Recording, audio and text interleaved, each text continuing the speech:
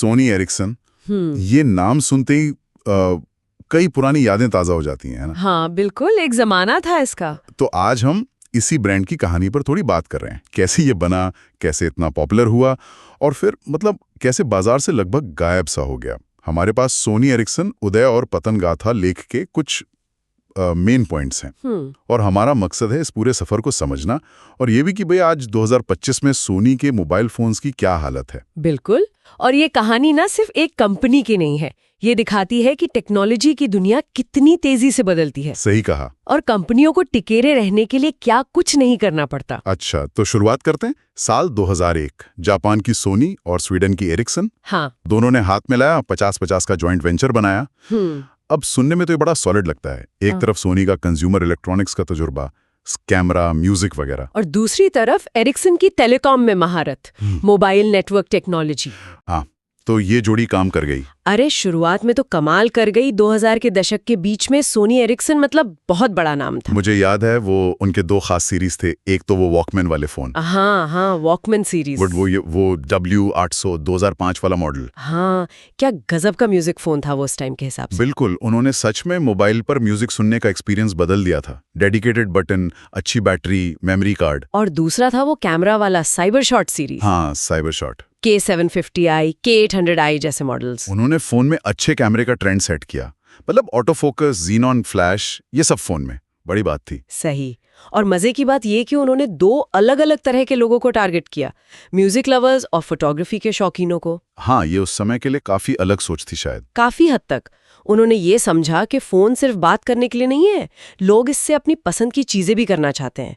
इसी फोकस ने उन्हें अन्यों से अलग खड़ा किया। लेकिन फिर गड़बड़ कहाँ हुई? 2010 के आसपास गिरावट शुरू हो गई। हाँ, यहीं पर कहानी थोड़ी बदलती है। सबसे बड़ा फैक्टर, स्मार्टफोन की रेस में पिछड़ जाना। मतलब? देखिए, 2007 में आया आईफोन, उसने मार्केट का गेम ही बदल दिया। अब फोकस अलग अलग फीचर से हटकर एक पूरे पैकेज पर आ गया। एप्स, टच स्क्रीन, एक smooth operating system. Sony Ericsson यहाँ थोड़ा क्या कहते हैं धीमा रह गया। वो फीचर फोन पर ही ज्यादा ध्यान देते रहे। हाँ, और एंड्रॉइड का क्या? वो भी तो आ रहा था। बिल्कुल, एंड्रॉइड अपनाने में भी उन्होंने थोड़ी देर कर दी। और जब अपनाया भी ना, तो उनकी स्ट्रैटेजी थोड़ी कंफ्यूजिंग थी। कंफ्यूजिंग कैसे? कभी सिम्बियन ऑपरेटिंग सिस्टम यूज कर रहे हैं, कभी विंडोज मोबाइल की तरफ देख रहे हैं, फिर अपना ओएस बनाने की कोशिश, और फिर आखिर में एंड्रॉइड। अच्छा। इस चक्कर में कोई एक मजबूत सॉफ्टवेयर पहचान नहीं बन पाई। डेवलपर्स को भी दिक्कत हुई होगी। हाँ, ये बात तो है। में भी वो बेहतर थे। सोनी एरिक्सन के शुरुआती एंड्रॉइड फोन्स थोड़े स्लो थे, अपडेट भी लेट मिलते थे। तो मतलब टेक्नोलॉजी बदलने पर जल्दी रिएक्ट नहीं कर पाए और सॉफ्टवेयर पर फोकस कम रहा। मोटे तौर पर यही बात है।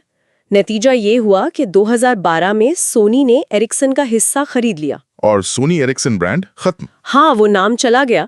कंपनी बन गई सोनी मोबाइल कम्युनिकेशंस। और फिर शुरू हुआ एक्सपीरिया का दौर, जो आज भी चल रहा है। बिल्कुल।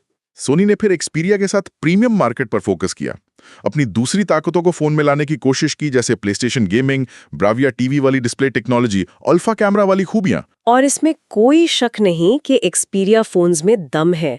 मतलब डिस्प्ले शानदार होते हैं, ऑडियो क्वालिटी बढ़िया, कैमरा कंट्रोल्स तो प्रोफेशनल लेवल के, डिजाइन भी काफी अलग और अच्छा होता है। लेकिन कुछ तो कमी रही होगी, क्योंकि वो पहले जैसी बात तो नहीं बन पाई। हाँ, कुछ कमजोरियां भी रहीं। एक तो कीमत काफी ज्यादा, दूसरा एप्पल या सैमसंग जैसी मार्केटिंग और पहुंच नहीं बना पाए, उपलब्धता भी सीमित रही, ज्यादातर यूरोप और जापान में ही मिलते हैं। भारत, चीन, अमेरिका जैसे बड़े बाजारों में इनकी पकड़ बहुत कमजोर हो गई। तो आज 2025 में सोनी मोबाइल की क्या पोजीशन है? देखिए, ग्लोबल स्मार्टफोन मार्केट में उनका हिस्सा अब 1% से भी कम है। बस 1%? हाँ, वो अब एक नीश ब्रांड बन गए हैं।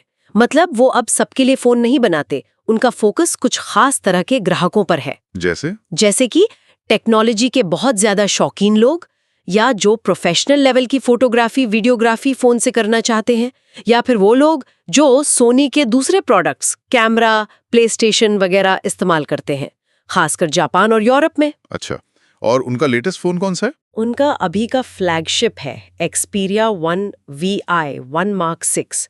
इसमें वो सब टॉप एंड चीज़ें हैं, 4K OLED display, pro camera controls, लेकिन कीमत भी जैसा मैंने कहा बहुत ज़्यादा है, करीब $1200 से भी ऊपर।